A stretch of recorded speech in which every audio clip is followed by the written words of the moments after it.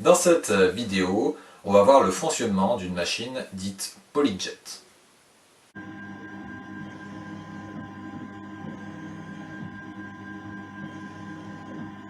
Alors, nous on a une machine PolyJet, mais il existe d'autres types de machines avec le nom de technologie un petit peu différente, mais qui finalement fonctionnent sur un principe assez similaire.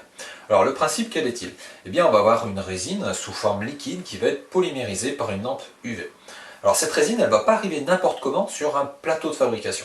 Donc on a un plateau de fabrication, la résine elle arrive grâce à une petite pompe à travers un tuyau, et ensuite elle va être distribuée grâce à une tête piézoélectrique dans laquelle il y a plein de petits trous, et donc cette tête va venir faire tomber une petite gouttelette de matière aux bons endroits. Alors cette tête elle est chauffante, ce qui va permettre à la résine d'être un petit peu plus fluide, et donc quand elle va passer dans la tête, quand la résine touche le plateau est froid, donc elle va se mettre à refroidir immédiatement la résine et elle va garder sa forme de gouttelette quand elle a été déposée.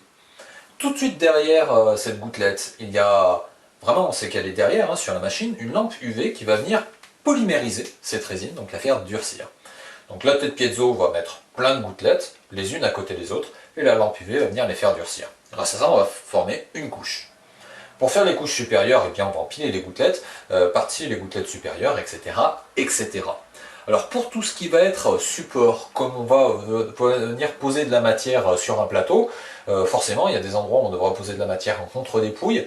Alors si les gouttelettes se superposent un petit peu, tout va bien, mais si elle est vraiment dans le vide, comment est-ce qu'on fait? Eh bien il y a une autre matière qui est une matière support.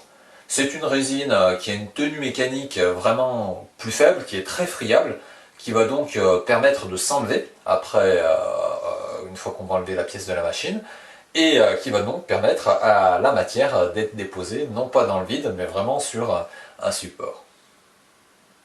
Maintenant, on va regarder la mise en œuvre logicielle de cette machine.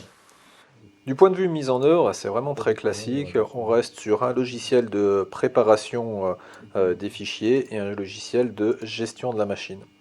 Alors, les fichiers que l'on va venir récupérer, les fichiers CAO, sont des fichiers STL très classiques, donc facettisés en triangle. On positionne nos pièces sur le plateau machine, on les oriente, on les duplique, on leur applique des facteurs d'échelle, ce que l'on souhaite. On peut aussi leur appliquer, si on le souhaite, des finitions brillantes ou finition mat.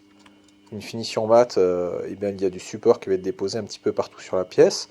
Finition brillante, il n'y aura pas de support. Alors tout ce qui sera brillant sera simplement les surfaces supérieures de la pièce.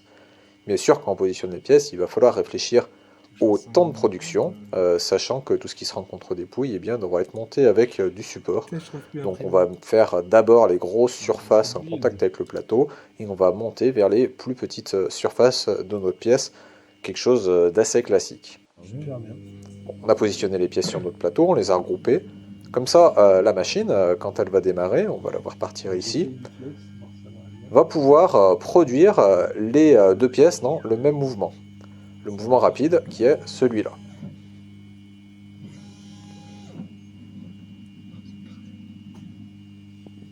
Ah, la pièce, machin. T'es là encore un moment cet après? Parce que quand je lance la pièce, si tu veux. Ça y est, la machine est bien partie. On peut voir maintenant les deux pièces produites et les couches se faire les unes à la suite des autres. On voit bien ici que la lampe UV est tout le temps allumée, c'est la petite lumière que l'on voit, et vient faire polymériser la totalité de la surface. C'est pas sélectif au niveau de la polymérisation, contrairement à certaines technologies. On a juste déposé les gouttelettes aux bons endroits, et grâce au dépôt à ces bons endroits, eh bien, la lampe ensuite va devoir tout durcir.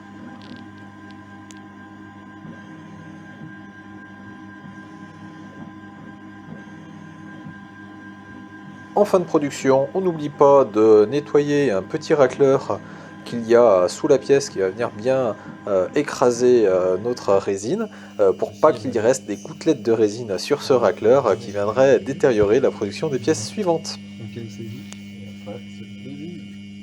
Une fois les pièces produites, eh bien, ce qu'il nous reste à faire, ça va être d'enlever les pièces de la machine, de nettoyer la tête.